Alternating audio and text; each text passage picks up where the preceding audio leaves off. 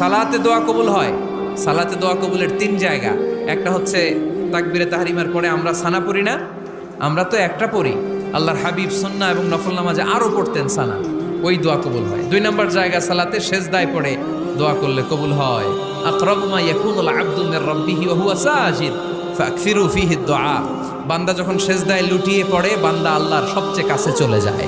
তা কিন্তু বিশ্বনবী বলে, সেজদাটা তোমার রবের কুদরতি পায়ের উপরে পড়েছে। সেজদায় পড়ে দোয়া করেন। সালাম ফিরানোর আগে বিশ্বনবী দোয়া করতেন, লা ইউসাল্লিমান্না আহাদুকুম হাত্তা ইয়াতাআওয়াযা মিন আরবা'a।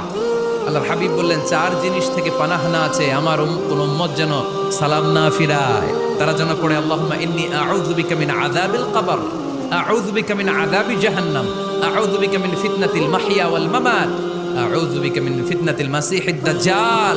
আল্লাহ কবরের আযাব থেকে বাঁচাও, আল্লাহ জাহান্নামের আগুন থেকে বাঁচাও, আল্লাহ